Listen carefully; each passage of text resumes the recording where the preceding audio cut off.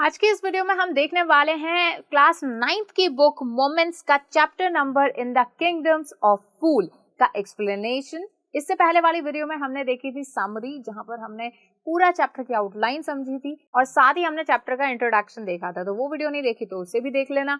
And इस video में हम वर्ड टू वर्ड एक्सप्लेनेशन देखने वाले हैं। काफी इंटरेस्टिंग ये स्टोरी है जो कि आपको पढ़ने में बहुत मजा आएगा। तो चलिए फिर जल्दी से वीडियो को शुरू करते हैं। Hello everyone, I Harmeet welcome you all on Scoreshala. आज बात हो रही है एक बहुत ही इंटरेस्टिंग चैप्टर की, जिसका नाम है इन द किंगडम ऑफ फूल्स, यानी फूल्स का, मूर्खों का, इडियट्स की किंगडम। तो कैसी होगी वो, चलिए देखते हैं इस चैप्टर में।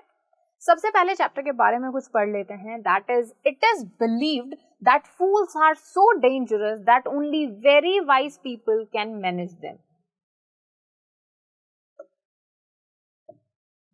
कि ऐसा कहा जाता है कि जो फूल्स होते हैं वो बहुत ज्यादा डेंजरस होते हैं, कि सिर्फ जो वाइज पीपल होते हैं, वाइज मतलब स्मार्ट पीपल होते हैं, इंटेलिजेंट पीपल होते हैं, वो ही उन लोगों को मैनेज कर पाते हैं। ठीक है, who are the fools in this story? इस स्टोरी में फूल्स कौन है, व्हाट हैपेंस टू देम, और उनके साथ क्या होता है।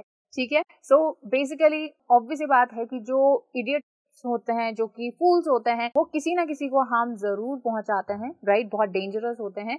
तो इस चैप्टर में हम फूल्स की बात करेंगे, और सिर्फ फूल्स की नहीं, हम पूरे फूल्स की किंगडम की बात करेंगे, यानी एक ऐसी जगह जहां पर सिर्फ फूल्स ही फूल्स भरे हैं। तो चलिए फिर, बहुत इंटरेस्टिंग स्टोरी है, एंड तक वीडियो को देखना। ओके, चलिए देखते हैं। In the kingdom of fools both the king and the minister were idiots. कि जिस किंगडम ऑफ फूल्स की हम बात कर रहे हैं, उसका किंग मतलब उसका राजा और उसका मिनिस्टर वर इडियट्स।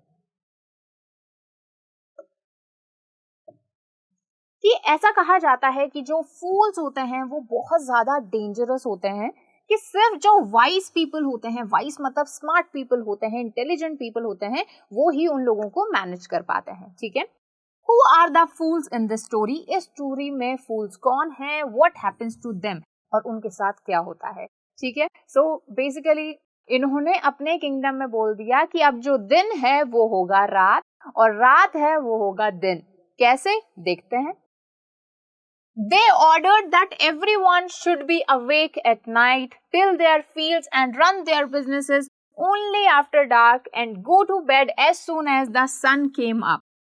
अब इन्होंने बोला, सबको ऑर्डर दे दिया कि देखिए जब रात होगी तभी आप घर से बाहर आएंगे, अपने खेतों में जाएंगे, उसके अलावा अपने बिजनेसेस रन करेंगे, अपनी शॉप्स खोलेंगे, अपनी दुकानें खोलेंगे, और जैसे ही सूरज आएगा, यानी जैसे ही सवेरा होगा, मॉर्निंग होगी, आप अपने घरों में चले जाएंगे और सो जाएंगे।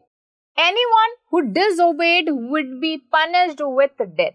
ठीक है, so who disobeyed मतलब ऐसा कोई भी पर्सन अगर इस ऑर्डर को डिसओबे करता है, यानी नहीं मानता है, तो उसे मार दिया जाएगा, यानी उसे पनिश किया जाएगा with death।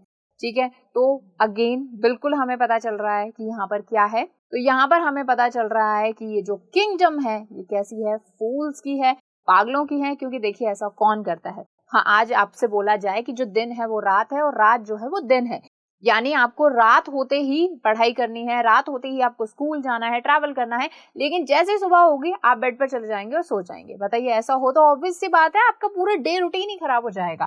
Till there fields मतलब अपने फील्ड्स को टिल करना या फिर उन्हें कल्टिवेट करना, दैट इज टिल। ठीक है, तो वो टिल कब करेंगे? At night only. The people did as they were told for fear of death, और लोगों ने वैसा किया जैसा उनके राजा और मिनिस्टर कह रहे थे, क्योंकि उन्हें भी डेथ का डर था, उन्हें भी कोई भी नहीं मरना चाहता था। The king and the minister were delighted at the success of their project. अब जो किंग और मिनिस्टर थे वो बड़ा खुश थे कि हमने जो प्रोजेक्ट डिसाइड किया है कुछ अलग करने का, उसमें हम सक्सेसफुल हैं, और बड़े खुश होते हैं वो देखते हैं कि सारे लोग उनकी बात मान रहे हैं। One day a guru and his disciple arrived in a city.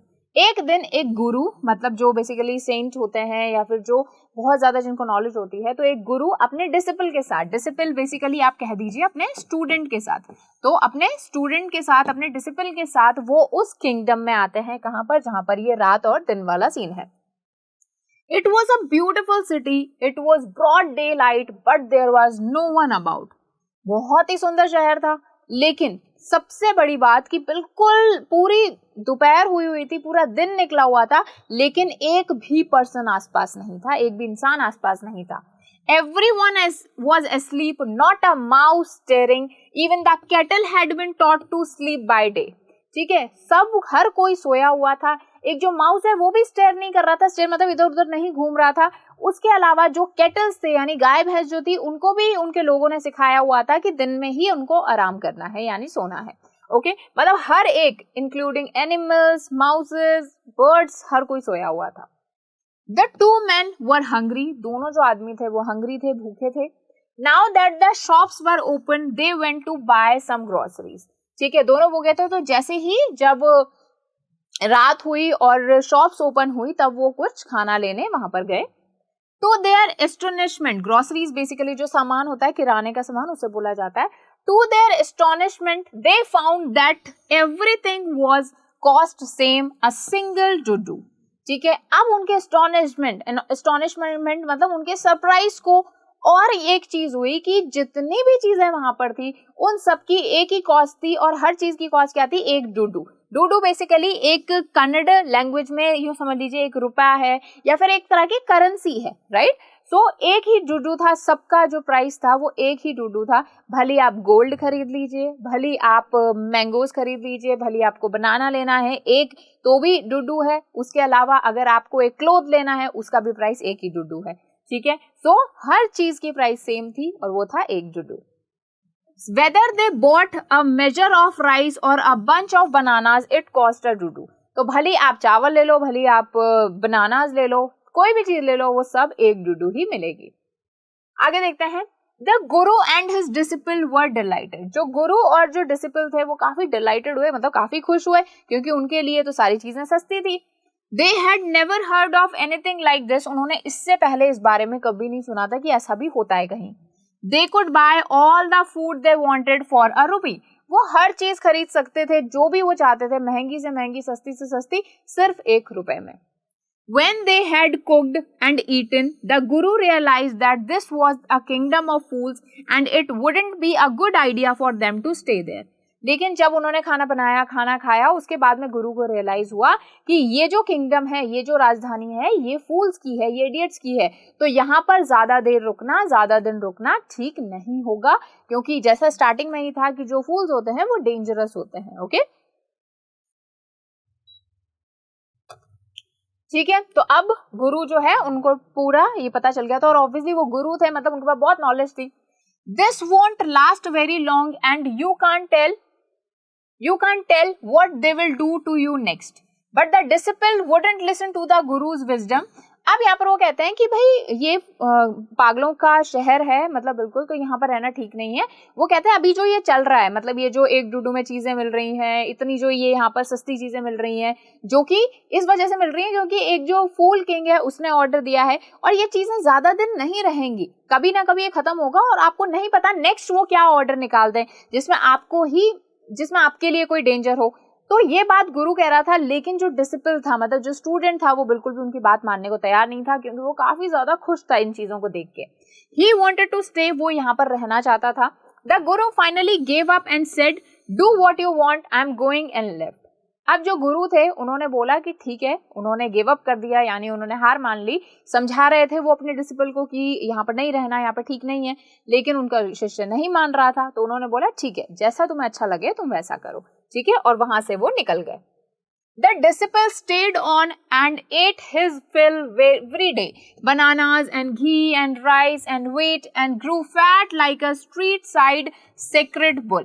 अब यहाँ पर डिसिपल्ड वहीं रहा उस शहर में, उसने डेली राइस, बनानास, घी, राइस, बहुत सारी चीजें वो खाता था, और कुछ ही दिनों में एक स्ट्रीट लाइक सेक्रेड बुल जो होता है, बिल्कुल एक जो बैल होता है, उसके जितना वो मोटा हो गया था, मतलब फैट हो गया था, क्योंकि फ्री की चीज, बहुत ही सस्ती चीजें वो इतनी सारे खाना खाता था, तो इस वजह से वो ऐसा मोटा हो गया था. One bright day, a thief broke into a rich merchant's house. He had made a hole in the wall and sneaked in, and as he was carrying out his loot, the wall of the old house collapsed on his head and killed him on the spot. अब यहाँ पर क्या हुआ कि एक दिन एक जो मर्चेंट था, मतलब एक जो व्यापारी था, उसके घर में चोरी हुई, एक चोर घुस गया. उसने क्या किया कि वॉल में एक थोड़ा सा होल किया और उसमें से अंदर वो चला गया, और जैसे ही वो अपना लूट का सारा सामान लेकर बाहर निकल रहा था, वो जो वॉल थी वो उस पर गिर गई और वो ऑन द स्पॉट मर गया। ठीक है, ये एक चीज हुई। आगे देखते हैं। His brother ran to the king and complained, Your Highness, when my brother was pursuing his ancient trade, a wall fell on him and killed him. अब यहाँ पर जो उस चोर का भाई था वो किंग की तरफ भागता हुआ गया और बोला कि योर हाइनेस, जब मेरा ब्रदर एक परस्यू कर रहा था, मतलब एंशिएंट ट्रेड, मतलब ये जो हमारा इतना पुराना जो धंधा है, हमारा जो ये इतना पुराना बिजनेस है जो चोरी करना, उसको जब वो परस्यू कर रहा था, परस्यू का मतलब जब उसको फॉलो कर रहा था, तब उसके ऊपर एक वॉल गिर गई और वो मर गया। This merchant is to blame, और अब ये जो मर्चेंट है ये ही इसका कारण है। क्यों? He should have built a good strong wall, उसे एक अच्छी और मजबूत दीवार बनानी चाहिए थी जिससे कि मेरा भाई इजीली निकल पाता और वो चोरी करके सक्सेसफुली वहां से निकल जाता, लेकिन ऐसा हुआ नहीं। जो मर्चेंट था उसने अच्छी वॉल नहीं बनवाई, इसलिए क्या हुआ, वो मेरा भाई मर गया। ठीक है, अब ये चोर का भाई आया है। ओके, आगे देखते हैं। The king said, Justice will be done. Don't worry, and at once summoned the owner of the house.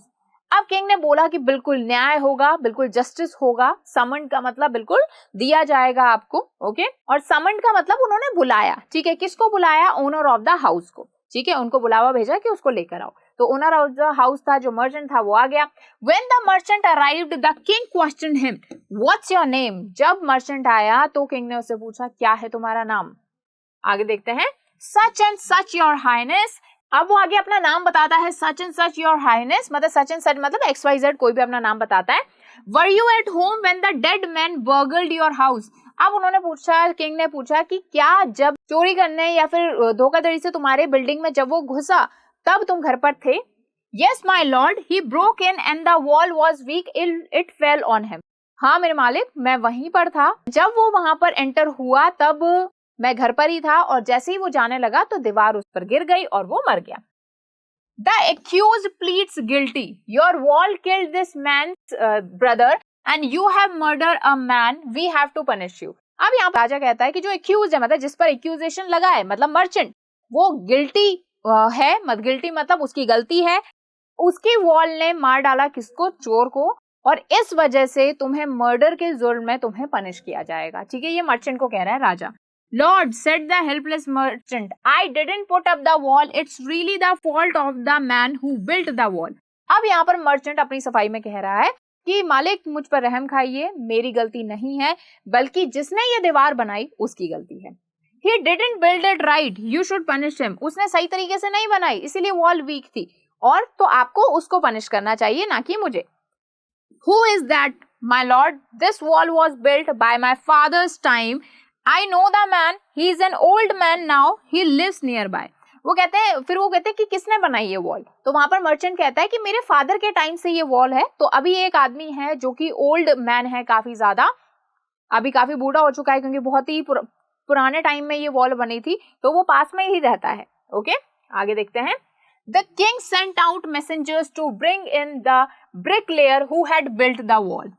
अब यहाँ पर किंग ने मैसेंजर्स भेजे जो कि उस ब्रिकलेयर को, ब्रिकलेयर मतलब जो ब्रिक से वॉल्स बनाता है, या फिर आप कह सकते हैं जो कंस्ट्रक्टर है, उसको बुलाने के लिए भेजा। ठीक है, जिसने कि वो वॉल बनाई थी। They brought him tied hand and foot. You there, did you build this man's wall in his father's time? Yes my lord, I did. अब वो उसके लाते ही उस ब्रिकलेयर को उसके हाथ पैर बांध देते हैं और उससे पूछते हैं कि क्या तुमने वो वॉल बनाई थी उसके फादर्स के टाइम में? तो वहां पर वो पर्सन कहता है कि हाँ मैंने बनाई थी। What kind of wall is that you have built? It has fallen on a poor man and killed him. कैसी दीवार तुमने बनाई है? तुम्हारी जो वॉल थी वो एक पुअर मैन पे, यानी एक गरीब आदमी पर गिर गई और वो मर गया। पुअर मैन कौन है? जो कि चोरी करने आया था। नेक्स्ट देखते हैं। Before the king could order the execution, the poor bricklayer pleaded, Please listen to me before you give your orders. अब यहाँ पर इससे पहले कि किंग ऑर्डर करता है एग्जीक्यूशन को, एग्जीक्यूशन मतलब उसको खत्म कर देना, किसी को मार देना। ठीक है, इससे पहले कि किंग एग्जीक्यूशन को ऑर्डर देता, जो ब्रिकलेयर था वो प्लीड किया, मतलब उसने रिक्वेस्ट करी कि प्लीज मेरी बात सुनिए इससे पहले कि आपको कोई ऑर्डर दे। क्या बात करते हैं वो देखते हैं। It's true, I build this wall and it was no good. हाँ, ये बात सच है कि मैंने ये वॉल बनाई लेकिन वो सही नहीं थी, but that was because my mind was not on it. I remember very well a dancing girl who was going up and down that street all day with her anklets jingling, and I couldn't keep my eyes or my mind on the wall I was building. अब वो कहते हैं, देखिए भले मैंने wall बनाई लेकिन वो गलती मेरी नहीं थी, बल्कि उस दिन मुझे अच्छे से याद है कि उस स्ट्रीट से, उस गली से, मतलब जब मैं वॉल बना रहा था तो एक डांसिंग गर्ल थी, यानी एक डांस करने वाली गर्ल थी जो कि वहां से निकल रही थी, मतलब उसका आना जाना चल रहा था उस दिन, और उसकी जो पायलों की आवाज थी, पायलों की जो जिंगल थी, एंकलेट्स की जो जिंगलिंग थी, उससे मेरा ध्यान भटक गया और इस वजह से मैं अपना जो माइंड था, अपना जो फोकस था, वो वॉल बनाने पर नहीं रख पाया। तो अब वो जो ओल्ड मैन है वो किसको ब्लेम कर रहा है? उस डांस गर्ल को। You was building, you must get that dancing girl. तो अब वो यहाँ पर पर्सन कह रहे हैं कि तुम बिल्डिंग कर रहे थे तो इसीलिए तुम्हें अब उस डांसिंग गर्ल को लेकर आना चाहिए। I know where she lives, you are right. अब वो कहते हैं कि हाँ मुझे पता भी है वो कहाँ रहती है, तो मैं उसको लेकर आता हूँ। द केस डीपेंस, अब जो ये केस था, मतलब कि किसको मारा जाए, किसको पनिश किया जाए, ये करना अब काफी डीपेन हो गया था, मतलब काफी गहरा हो चुका था case. We must look into it. It is not easy to judge such complicated cases. अब यहाँ पर राजा खुद को मतलब अपने मिनिस्टर्स को कह रहे हैं कि हमें अच्छे से इसको जज करना पड़ेगा क्योंकि बहुत ही मुश्किल है ऐसे कॉम्प्लिकेटेड केसेस को हल करना। तो मतलब आप समझ सकते हैं कि कितने मूड थे वहां के लोग। Let's get that dancer wherever she is. अब वो कह रहे हैं कि चलिए उस डांस गर्ल को लेके आइए जहां भी वो है वहां से। The dancing girl, now an old woman, came trembling to the court. Did you walk up and down that street many years ago while this poor man was building a wall? Did you see him?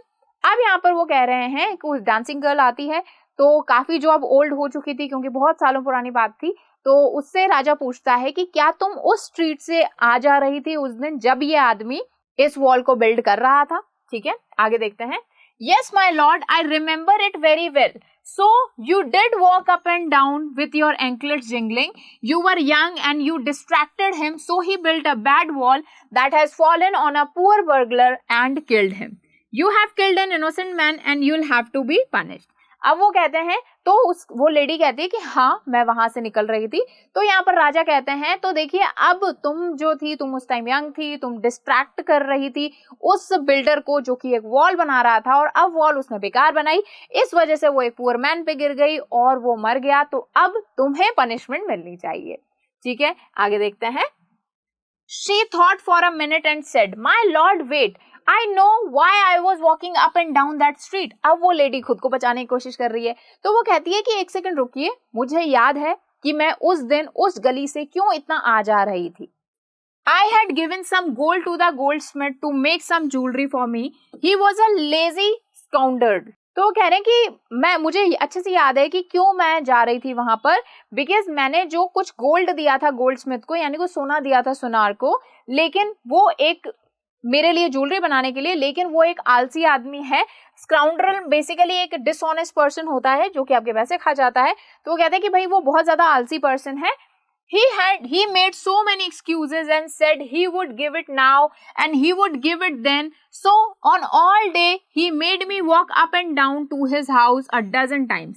अब उसके बाद में वो excuses कर रहा था कि मैं आज दूंगा, मैं कल दे दूंगा ये ज्वेलरी, तो इस वजह से मुझे उसके घर के बहुत ही dozens of time मुझे चक्कर काटने पड़े उस दिन।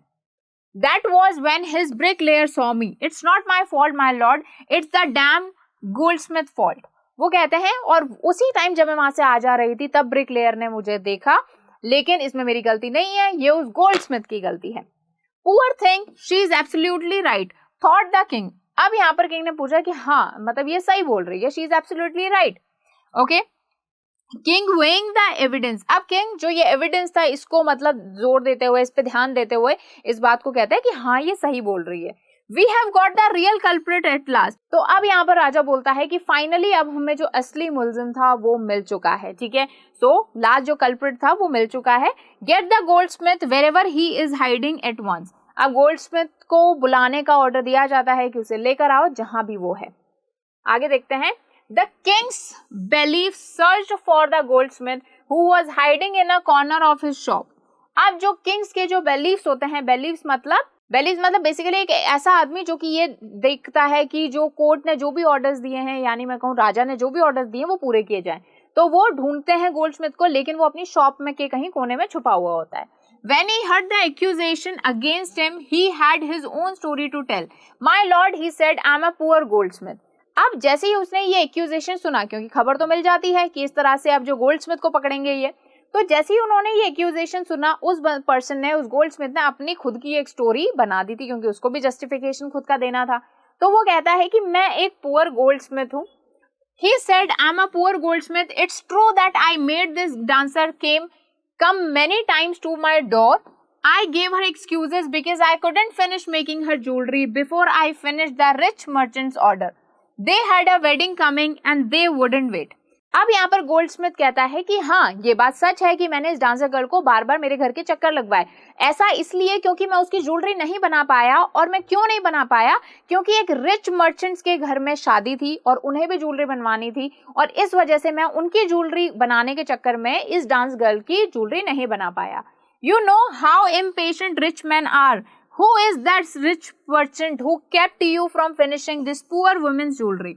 अब यहाँ पर वो कहता है कि आपको पता ही है कितने बेसब्र होते हैं ये जो रिच मर्चेंट्स होते हैं. तो किंग अब कहता है कि हाँ, कौन है वो रिच पर्सन जिसने तुम्हें रोका इस डांस गर्ल की ज्वेलरी बनाने के लिए. आगे देखते हैं. Made her walk up down which distracted the bricklayer, which made a mess of his wall, which has now fallen on an innocent man and killed him. ठीक है, अब वो कह रहे हैं कि हाँ, बताइए कौन है वो ऐसा पर्सन जिसने इस डांस गर्ल की ज्वेलरी बनाने से तुम्हें रोका, जिसकी वजह से इसने तुम्हारे घर के आसपास चक्कर लगाए और इसको देखा ब्रिकलेयर ने और वो डिस्ट्रैक्ट हो गया, और डिस्ट्रैक्ट होते ही उसने एक वीक वॉल बनाई जो कि एक पुअर पर्सन पे गिर गई और उसे मार दिया. ठीक है, आप मतलब क्रोनोलॉजी देखिए आप. Okay, can you name him, क्या तुम उसका नाम ले सकते हो? The goldsmith name the merchant and he was none other than the original owner of the house whose wall had fallen. अब गोल्डस्मिथ ने जब नाम लिया तो वो और कोई नहीं बल्कि कौन था? उस घर का मालिक था जो कि जिसकी वॉल गिरी थी उस पुअर मैन पर, यानी जो मर्चेंट अभी आया था वो. Now justice has come full circle, thought the king, back to the merchant when he was rudely summoned back to the court. He arrived crying, "It wasn't me, but my father who ordered the jewelry. He is dead. I'm innocent." But the king consulted his minister and ruled decisively, "It's true, your father is the true murderer." अब यहाँ पर क्या होता है, उस merchant को वापस से पकड़ के लाया जाता है और वो उसको बड़े रूडली वहां पर कोर्ट में पेश किया जाता है. फिर वो कहता है कि अरे वो मैं नहीं था, बल्कि जिसने ज्वेलरी बनाने का ऑर्डर दिया था वो और कोई नहीं बल्कि मेरे फादर थे और अभी वो मर चुके हैं. अब यहाँ पर किंग जो है अपने मिनिस्टर्स के साथ में कंसल्ट करता है और डिसीजिवली मतलब काफी डिसीजन वो लेता है कि हाँ, ये बात सच है कि तुम्हारे जो फादर हैं वो रियल मर्डरर हैं उस पुअर मैन के. You have inherited everything from that criminal father of yours, his riches as well as his sins. I knew at once, even when I first set eyes on you, that you were at the root of this horrible crime. You must die. अब वो राजा कहते हैं कि तुम्हारे जो father था जो कि एक क्रिमिनल था, उससे तुमने सारी चीजें इनहेरेंट की. इनहेरेंट मतलब जनरेशन टू जनरेशन पास हुई हैं तुम्हारे पास, चाहे वो उसकी रिचेज हो यानी चाहे उसकी वो दौलत हो या फिर उसके सिंस हो यानी उसके पाप हो. तो अब जब पहली बार मैंने तुम पर आंखें गड़ाई थी, मतलब पहली बार जब मैंने तुम्हें देखा था, मैं तभी समझ गया था तुम ही इस सारे क्राइम की जो है वो जड़ हो. तो इसीलिए तुम्हें क्या करना चाहिए, तुम्हें मरना चाहिए. बेचारा मर्चेंट.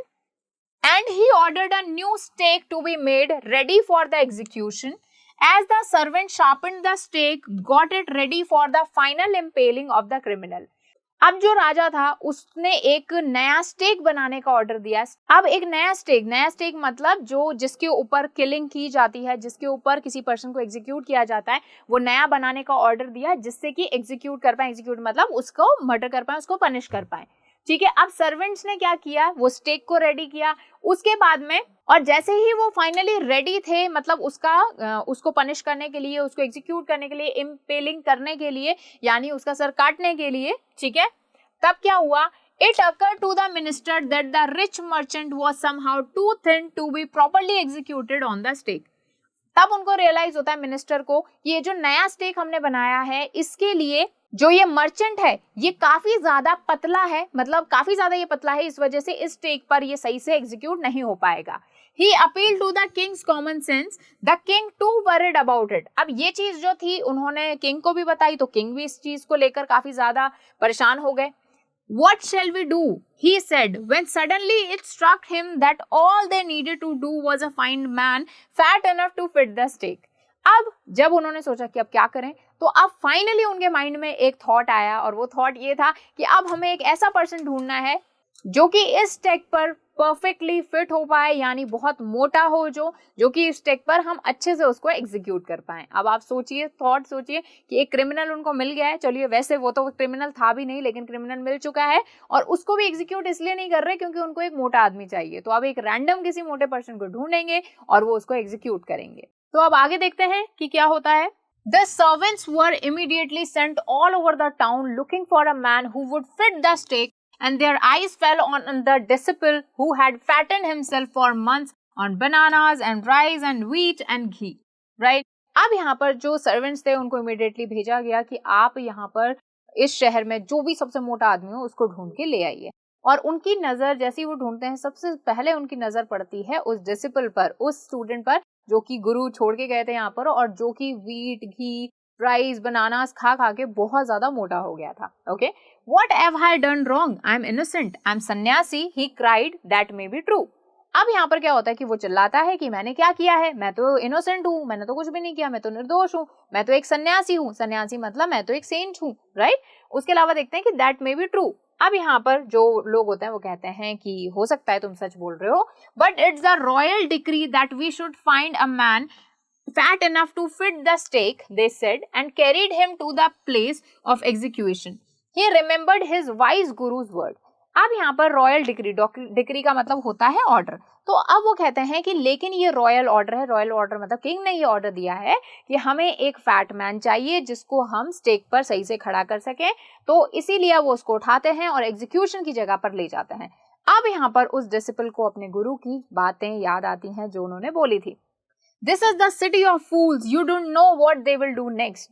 ये एक पागलों का, मूर्खों का शहर है, लेकिन तुम्हें नहीं पता कि आगे वो क्या कर सकते हैं। ठीक है, तो ये बात उन्होंने कही थी। अब ये बात जो डिसिपल को याद आती है। While he was waiting for death, he prayed to his guru in his heart, asking him to hear his cry whenever he was. अब यहाँ पर जब वो वेट कर रहा था डेथ का, मतलब उसे पता है कि अब उसे पनिशमेंट मिलेगी, उसको एग्जीक्यूट कर दिया जाएगा, वो मन ही मन अपने हार्ट में प्रे कर रहा था अपने गुरु को, और उनको बोल रहा था कि प्लीज मेरी हेल्प करें जहां भी आप हैं। The guru saw everything in a vision. He had magic powers and he could see far. He could see the future and as he could see the present and the past. अब जो गुरु थे उनके पास बहुत ज्यादा wisdom थी, इसलिए वो बहुत दूर का भी देख सकते थे, सारी चीजें वो देख सकते थे, इवन पास्ट का भी, फ्यूचर का भी, सारी चीजें वो देख सकते थे, और उन्हें सब समझ में आ रहा था कि क्या हो रहा है। He arrived at once to save his disciple who had got himself into such a scrap through love of food. अब यहाँ पर वो उस जगह पर आ जाते हैं अपने डिसिपल को बचाने, जो कि स्क्रैप में, स्क्रैप मतलब एक डिफिकल्ट सिचुएशन में फंस चुका है जस्ट बिकॉज उसके फूड के लव को लेकर। ठीक है, As soon as he arrived, he scolded the disciple and told him something in a whisper. अब जैसे ही वो आए, उन्होंने सबसे पहले तो अपने डिसिपल को डांटा कि मैंने तुम्हें बोला था, तुमने मेरी बात नहीं सुनी। फिर उनके कान में कुछ विस्पर किया, यानी कुछ फुसफुसाया, मतलब कुछ उनको सीक्रेट बोला। Then he went to the king and addressed him, O wisest of kings, who is greater, the guru or the disciple? Of course, the guru. ठीक है, अब यहाँ पर वो उस किंग के पास जाते हैं, उसे एड्रेस करते हैं कि ओ वाइसेस द किंग, मतलब ओ सबसे समझदार राजा, आप मुझे बताइए कि बड़ा कौन है, गुरु या फिर शिष्य।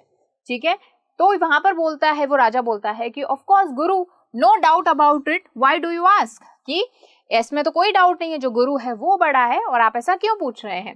Then put me to the stake first, put my disciple to the death after me. फिर वो कह रहे हैं तो फिर मुझे इस स्टेक पर, मतलब इस जगह पर खड़ा करके मुझे डेथ पर पहले उतारिए, मेरे डिसिपल को मेरे बाद में आप पनिश कीजिएगा। आगे देखते हैं। When the disciple heard of this, he understood and began to clamor, Me first, you brought me here first, put me to the death first, not him. The guru and disciple now got into a fight about who should go first. The king was puzzled by this behavior. अब यहाँ पर क्या हुआ कि जैसे ही ये बात disciple ने सुनी, शिष्य ने सुनी, वो समझ चुका था जो भी प्लान था गुरु का, और वो भी जोर जोर से क्लैमर करने लगा, मतलब रिक्वेस्ट करने लगा, बोला कि नहीं नहीं, मुझे आप पहले डेथ दीजिए, मुझे आप पहले पनिश कीजिए, मेरे गुरु को बाद में। अब यहाँ पर गुरु और शिष्य दोनों ही लड़ने लगे कि किसे पहले मारा जाए, और किंग यहाँ पर पूरी तरीके से पजल्ड हो चुका था, मतलब पूरी तरीके से कंफ्यूज हो चुका था कि ये क्या हो रहा है। आगे देखते हैं। You shouldn't ask me such questions. Put me to the death first, replied the Guru. Why? There is some mystery here. As a wise man, you must make me understand. अब यहाँ पर क्या होता है कि गुरु जो है वो कहता है कि नहीं, मैं कोई सवाल नहीं सुनूंगा, आप पहले मुझे डेथ दीजिए। अब यहाँ पर राजा पूछता है क्यों, क्या यहाँ पर कोई मिस्ट्री है, और क्योंकि मैं बहुत ज्यादा वाइस हूँ तो मुझे बताइए कि क्या मिस्ट्री है, क्यों आप दोनों ही पहले मरना चाह रहे हो। Will you promise me to put me death if I tell you? अब यहाँ पर गुरु कहता है क्या आप मुझे पहले मारेंगे अगर मैं आपको ये बताता हूँ तो। Asked the Guru. The king gave him his solemn word and the Guru took him aside out of the servants' earshot. अब यहाँ पर क्या हुआ कि जो किंग है, किंग ने अपने सोलम वर्ड्स दिए, मतलब अपने ट्रू वर्ड्स उसको दिए कि हाँ मैं तुम्हें पहले मारूंगा अगर तुमने मुझे पहले ये बता दिया तो गुरु उसको साइड में लेके गया उसके सर्वेंट से थोड़ा दूर, और उसके कान में जाकर एंड विस्पर्ड टू हिम, अब उसके कान में उन्होंने कुछ कहा। Do you know why we want to die right now the two of us? वो कहते हैं कि आपको पता है कि हम दोनों ही इस टाइम एक साथ क्यों मरना चाह रहे हैं। आगे देखते हैं। We have been all over the world, but we have never found a city like this or a king like you. वो कहते हैं कि हम पूरी दुनिया घूम चुके हैं, लेकिन आपके जैसा राज्य, आपके जैसा राजा हमें और कहीं भी नहीं मिला है। That stake is the stake of God of justice. ये जो स्टेक है ये न्याय के भगवान का, न्याय के देवता का स्टेक है। It's new, it has never had a criminal on it. ये बिल्कुल नया है और इस पर कोई भी क्रिमिनल कभी नहीं चढ़ा है। Whoever dies on the first will be reborn as the king of this country. फिर वो कहते हैं कि जो भी इस स्टेक पर मरेगा सबसे पहले वो इस राज्य का राजा बनेगा, मतलब and whoever goes next will be the future minister of this country. We are sick of our ascetic life. और जो भी मतलब राजा के बाद में, मतलब जो भी नेक्स्ट पर्सन जाएगा वो उस राजा का मिनिस्टर बनेगा, और हम अपनी ये जो एसेटिक लाइफ है, ये जो सन्यासी वाली लाइफ है, इससे हम पक चुके हैं, इससे हम बोर हो चुके हैं, तो अब हम भी राजा बनना चाहते हैं। ठीक है, आगे देखते हैं। It would be nice to enjoy ourselves as king and minister for a while. Now keep your word, my lord, and put us to the death. Me first, remember. अब यहाँ पर वो कहते हैं कि तो हम भी अब चाहते हैं कि हम राजा की तरह, मिनिस्टर की तरह जी पाएं, तो इसीलिए अब मैंने आपको ये सीक्रेट बताया है, तो अब आप अपने जबान रखिए, मतलब अपना प्रॉमिस रखिए और मुझे पहले मारिए। Okay. The king was now thrown into deep thought. अब किंग जो है वो बहुत ही डीप थॉट में चला गया था, बिल्कुल सोच विचार में चला गया था। He didn't want to lose the kingdom to someone else in the next round of life. वो इस किंगडम को नेक्स्ट लाइफ में किसी और पर्सन को नहीं दे सकता था, तो अब नेक्स्ट लाइफ में भी उसे यही किंगडम, मतलब इसी किंगडम का राजा बनना था। He needed time, so he ordered the execution postponed to the next day and talked in secret with his ministers. अब यहाँ पर क्या हुआ, तो एकदम से उनको टाइम चाहिए था सोचने का, तो उन्होंने जो एग्जीक्यूशन था उसको पोस्टपोन किया, पोस्टपोन मतलब डिले किया, और नेक्स्ट डे बोला कि नेक्स्ट डे अब हम कल जो है एग्जीक्यूशन करेंगे, और उन्होंने अपने मिनिस्टर को बुलाया और उनसे बात की। It's not right for us to give over the kingdom to others in the next life. वो फिर कहते हैं कि ऐसा सही नहीं है कि हम नेक्स्ट लाइफ में ये जो किंगडम है ये किसी और को दे दें। Let's go on the stake ourselves and will be reborn as king and minister again. तो चलिए एक काम करते हैं, मैं और मेरे मिनिस्टर हम ही स्टेक पर चले जाते हैं और हम इसी पर ही मर जाएंगे, और जिससे कि हम नेक्स्ट लाइफ में ये किंगडम हमारी ही होगी। Holy man do not tell lies, he said, and the minister agreed. फिर वो राजा कहता है कि जो होली मैन होते हैं, मतलब ये जो पवित्र आदमी होते हैं, मतलब ये जो गुरु होते हैं, ये कभी भी झूठ नहीं बोलते।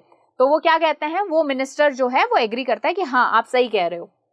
आगे देखते हैं। When the first man comes to you, put him to the death first, then do the same to the second man. Those are my orders. Don't make any mistake. That night, the king and his minister went secretly to the prison, released the guru and the disciple, disguised themselves as the two. अब यहाँ पर उन्होंने अपने servant को बोला कि देखिए, पहला आदमी जैसे तुम्हारे पास आए, तुम कुछ मत करना, उसको मार देना, फिर दूसरे वाले को मार देना। अब वो दोनों जो मिनिस्टर और राजा जो हैं वो जाते हैं प्रिजन में, जहां पर गुरु और उनके शिष्य को रखा जाता है। वहां पर उनको भगा देते हैं और उनका जो भेष है वो खुद रख लेते हैं, यानी जो राजा होते हैं वो गुरु बन जाते हैं और जो मिनिस्टर है वो शिष्य जैसा बन जाता है। ठीक है, अब और वो जो गुरु और शिष्य हैं उनको वहां से वो भगा देते हैं, बाहर निकाल देते हैं। And as arranged beforehand with the loyal servants were taken to the stake and promptly executed. तो अब जैसे कि उनके जो लॉयल सर्वेंट्स थे उनको जैसा गाइड किया था कि ऐसे ही आप बस एक पर्सन को लाना, उसको मार देना, फिर दूसरों को मार देना, ऐसे ही उन दोनों को मतलब किंग और मिनिस्टर को एग्जीक्यूट कर दिया जाता है। When the bodies were taken down to be thrown at to the crows and vulture, the people panicked. लेकिन फिर जब उनके मरने के बाद में जब उनकी बॉडीज निकाली जाती हैं कि क्रोज और वल्चर्स को खिलाने के लिए, तो देखते हैं तो पूरी जो सिटी है वो पैनिक हो जाती है, क्योंकि वो बॉडी और किसी की नहीं बल्कि राजा और मिनिस्टर की थी। They saw before them the dead bodies of the king and the minister. The city was in confusion. All night they mourned and discussed the future of the kingdom. वो देखते हैं कि वहां पर किसकी बॉडी है, किंग और minister की है। वो सब कंफ्यूज हो जाते हैं और पूरी रात वो मोर्न करते हैं, मतलब उनका शोक मनाते हैं और अब डिस्कस करते हैं कि अब इस सिटी का, इस राज्य का क्या होगा। Some people suddenly thought of the guru and the disciple and caught up them as they were preparing to leave town unnoticed. ठीक है, अब उनके माइंड में, कुछ लोगों के माइंड में एकदम से ख्याल आता है उस गुरु के बारे में, उस शिष्य के बारे में जो कि शहर छोड़ने की प्लानिंग कर रहे थे, मतलब वहां से निकलने की तैयारी कर रहे थे। वो कहते हैं, we people need a king and a minister, said someone. Others agreed. They begged the guru and the disciple to be their king and their minister. ठीक है, हमें एक राजा और एक मिनिस्टर चाहिए इस किंगडम के लिए। तो फिर वो उन गुरु को और शिष्य को बेग करते हैं, मतलब उनसे भीख मांगते हैं कि प्लीज आप हमारे इस राज्य के किंग और मिनिस्टर बन जाइए। आगे देखते हैं, It didn't take many arguments to persuade the disciple, but it took longer to persuade the guru. They finally agreed to rule the kingdom of the foolish king and the silly minister on the condition they could change all the old laws. ठीक है, अब यहाँ पर क्या होता है कि बहुत सारे आर्ग्यूमेंट्स लगे। परसुएट मतलब मनाने के लिए, कन्विंस करने के लिए। जो शिष्य था वो तो जल्दी से मान गया, उसको ज्यादा आर्ग्यूमेंट्स नहीं लगे, लेकिन जो गुरु था उसको मनाने में बहुत ज्यादा उनको टाइम लगा। फाइनली ये दोनों एग्री हो गए कि हम ये जो किंगडम ऑफ फूल्स है इसको रूल करेंगे, लेकिन उनकी शर्त ये थी कि जितने भी पुराने लॉज होंगे, जितने भी ओल्ड लॉज होंगे, उनको हम चेंज करेंगे पूरा का पूरा। आगे देखते हैं, from then on night would be again be the night and day would be again be the day.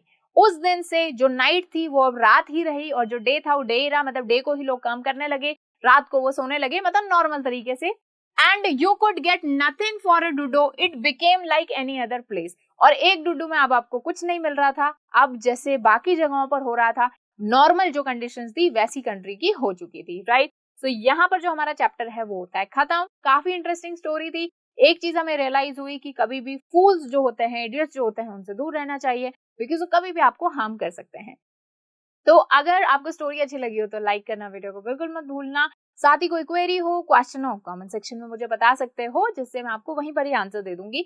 And next video में हम इस चैप्टर के करने वाले हैं question and answers. So make sure करें कि आप कंप्लीट कोर्स देखें, क्योंकि एग्जाम में अच्छा स्कोर तभी कर पाएंगे जब आप सारी चीजों से गो थ्रू हो जाएंगे, पूरा सिलेबस अच्छे से पढ़ेंगे। And don't forget to subscribe Scoreshala. Thank you so much.